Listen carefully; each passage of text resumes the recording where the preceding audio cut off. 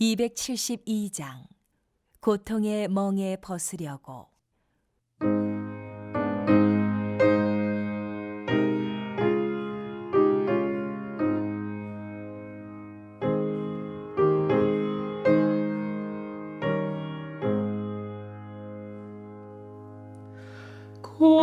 고통의 멍에 벗으려고 예수께로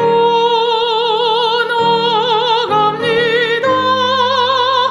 자유와 기쁨 베푸시는 주께로 갑니다. 병든 내 몸이 튼튼하고 빈궁한 삶이 부해지며 죄악을 벗어버리려고 주께로 갑니다. 낭패와 실망 당한 뒤에 예수께로 나갑니다. 십자가 은혜 받으려고 주께로 갑니다. 슬프던 마음 위로받고 이생의 풍파 잔잔하며 영광의 찬송 부르려고 주께로 갑니다.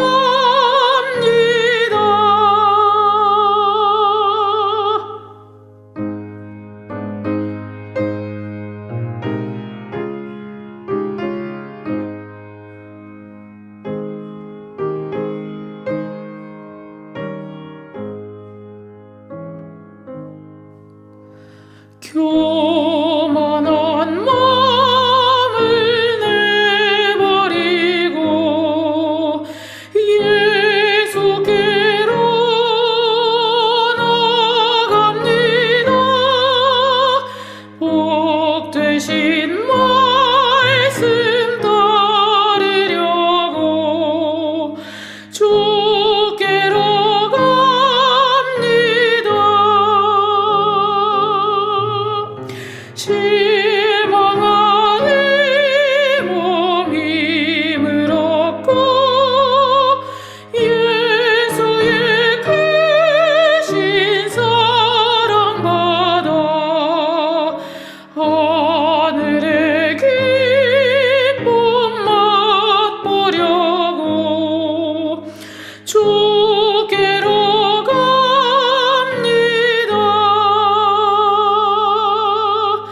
죽음의 길을 벗어나서 예수께로 나갑니다. 영원한 집을 바라보고 주께로 갑니다. 멸망의 보고에 나와 평화의 나라 다다라서 영광의 주를 배우려고 주께로 갑니다.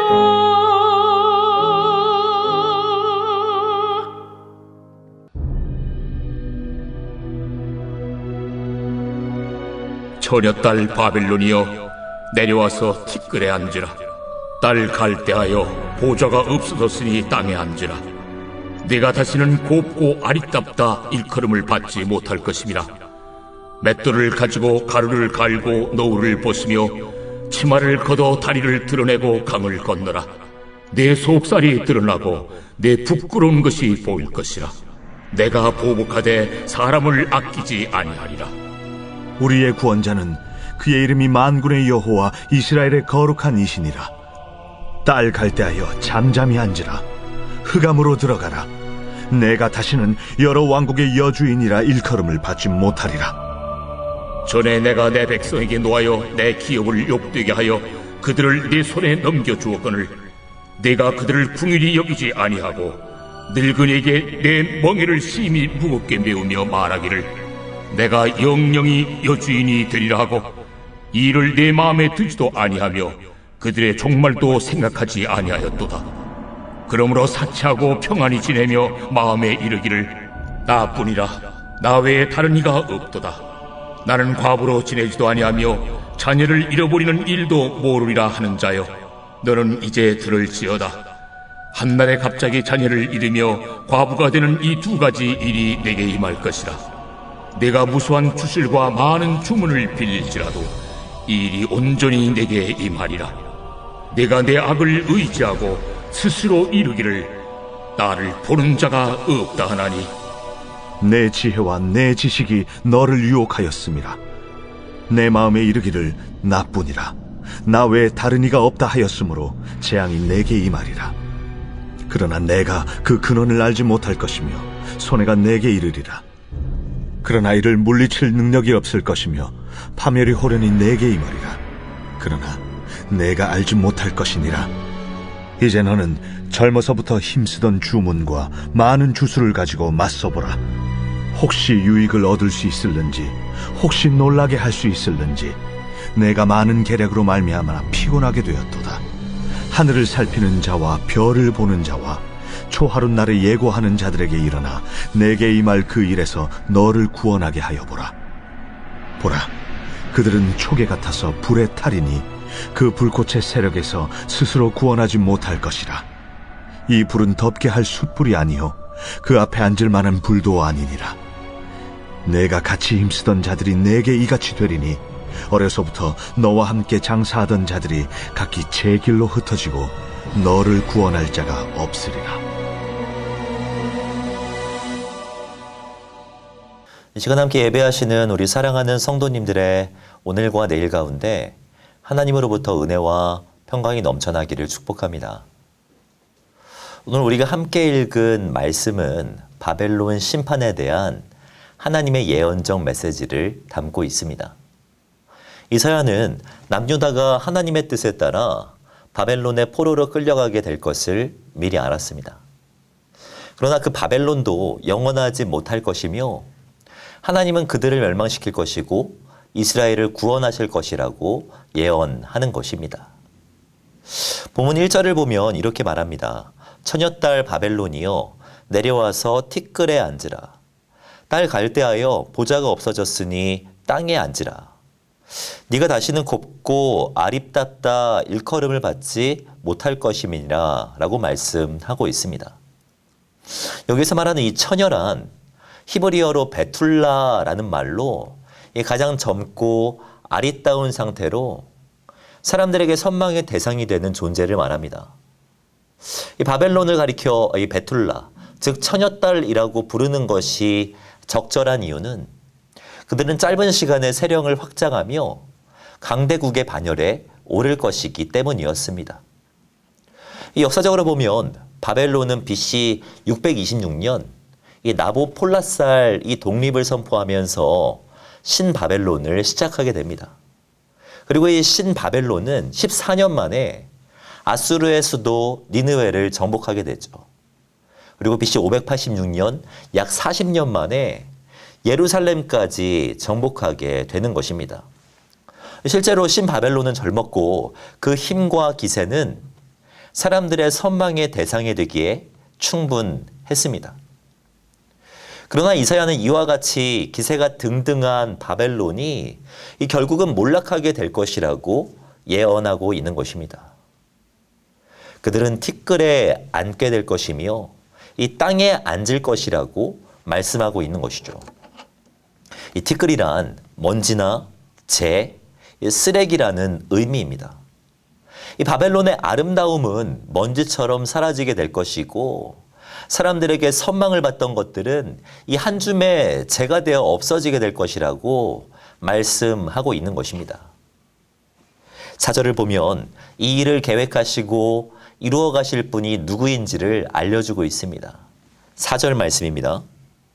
우리의 구원자는 그의 이름이 만군의 여호와 이스라엘의 거룩하신 이신이라.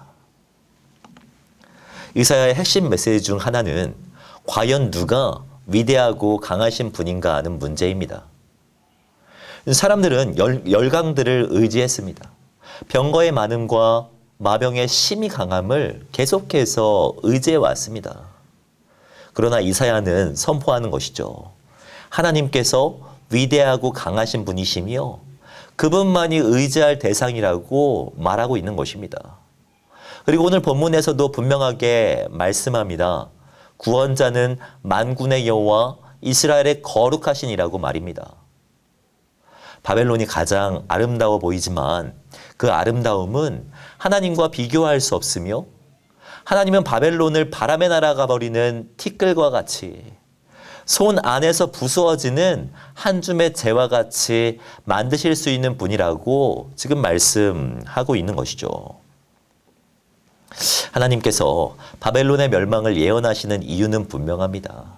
그들이 이와 같이 위대하고 크신 하나님과 하나님의 백성들을 무시할 것이기 때문입니다. 본문 6절을 보면 전에 내가 내 백성에게 노하여 내 기업을 욕되게 하여 그들을 내 손에 넘겨주었거늘 네가 그들을 긍휼히 여기지 아니하고 늙은이에게 내 멍에를 심히 무겁게 메우며 라고 말씀하고 있습니다. 하나님은 바벨론을 자신의 백성들을 훈계하시기 위한 도구로 정하셨습니다. 역사를 보면 하나님은 강대국들, 그러니까 이집트나 아수르와 같은 강한 나라들을 통해 자신의 백성들을 가르쳐 왔거든요. 그리고 이제는 유다를 훈계하기 위한 회초리로서 이 바벨론을 사용하시는 것입니다. 그러나 문제는 바벨론이 하나님께서 생각하신 것 이상으로 이스라엘을 더욱 괴롭게 할 것이라는 데 있습니다. 그들은 긍휼이 없었고 자비가 없을 것이며 이 7절의 뒷부분을 보면 연세가 있으신 분들에게도 멍에를 심히 무겁게 메울 것임을 예언하고 있습니다. 그런 긍휼 없는 태도를 보면서 바벨론의 멸망을 예언하시는 것이죠. 우리는 여기에서 이스라엘을 향한 하나님의 마음을 발견하게 됩니다. 이 부모가 자녀를 어린이집이나 이 학교에 의탁할 때 이 적당한 훈계를 기대합니다. 가서 질서를 배우고 온전하게 성장해 가기를 간절히 원합니다. 그러나 훈계를 넘어서 폭력이 되고 질서를 가르치는 것이 아니라 과도하게 자녀를 진압한다면 그것을 가만히 보고만 있을 부모는 없을 것입니다. 하나님께서 이 바벨론의 과도한 진압에 이와 같이 반응하실 것이라는 이 말은요, 하나님께서 자신의 백성들을 자녀와 같이 아끼고 사랑하신다는 것을 의미합니다. 그러나 바벨론은 하나님의 이러한 마음을 이해하지 못한 거예요. 하나님의 마음과 뜻, 그분의 생각이 무엇인지 전혀 관심이 없었습니다. 하나님과 그분의 마음을 완전히 무시하고 짓밟은 것입니다. 하나님의 존재를 인정하지 않는 자들에게 나타나는 태도가 있다면 사치와 교만입니다. 이 바벨론은 하나님 앞에서 사치스럽게 행동했습니다. 이 본문 8절을 보면 그러므로 사치하고 평안히 지내며 라고 말씀하고 있죠. 이 사치했다라는 이 말은 분수에 지나치게 행동했다는 말입니다. 그들은 하나님의 도구였습니다. 그러나 마치 도구가 주인인 것처럼 그렇게 행동한 것입니다. 또한 바벨론은 하나님 앞에서 교만하게 행동했습니다. 10절을 보면 네가 네 악을 의지하고 스스로 이르기를 나를 보는 자가 없다 하나니 내 지혜와 내 지식이 너를 유혹하였습니다. 내 마음에 이르기를 나뿐이라 나 외에 다른 이가 없다 하였으므로 라고 말씀하고 있습니다. 나 외에 다른 이가 없다라는 이 말은 십계명의 제1계명에 나온 표현과 유사합니다. 제1계명을 보면 너는 나 외에 다른 신들을 내게 두지 말라라고 되어 있죠. 신앙생활은요, 여기에서부터 시작한다고 해도 과언이 아닙니다. 하나님께서 천지를 창조하셨으며 만물을 주관하신 분이라는 것을 믿는 그 믿음에서부터 신앙생활은 시작하는 것입니다. 우리가 지금 마주하고 있는 오늘은 하나님의 인도하심의 결과이고 우리의 내일은 주님의 계획하심 안에 있는 것입니다. 이 모든 것이 하나님의 은혜임을 고백하는 것이 바로 믿음입니다. 그러나 바벨론은 이와 같은 믿음이 없었습니다. 나뿐이라고. 나 외에 다른 이가 없다라고 고백하며 하나님 앞에서 교만하게 행동한 것이죠. 우리는 바벨론과 같은 태도를 경계해야만 합니다. 그들의 삶 속에서 하나님을 인정하지 않았을 뿐 아니라 사치와 교만하게 행동했습니다. 자신을 사랑하고 뽐내며 아름다워 보이는 것에만 집중했습니다. 그런 바벨론은 하나님의 심판을 피할 수가 없었죠. 잠언은 말합니다. 마음의 교만은 멸망의 선봉이요 겸손은 존귀의 길잡이니라 라고 말입니다. 우리는 바벨론과 같이 주님을 알지 못한 채 교만하게 살아갈 수밖에 없는 존재였습니다. 그러나 그리스도의 겸손과 낮아지심으로 말미암아 하나님의 언약 백성이 되었죠. 우리가 살아갈 수 있는 것은요, 이 은혜 때문이며 우리는 은혜로 말미암아 살아가야 하는 존재입니다. 바벨론은 나뿐이라고 고백했기에 심판을 피할 수가 없었습니다. 나 외에 다른 이가 없다라고 말함으로 멸망하였습니다. 우리도 우리의 고백을 돌아볼 필요가 있습니다.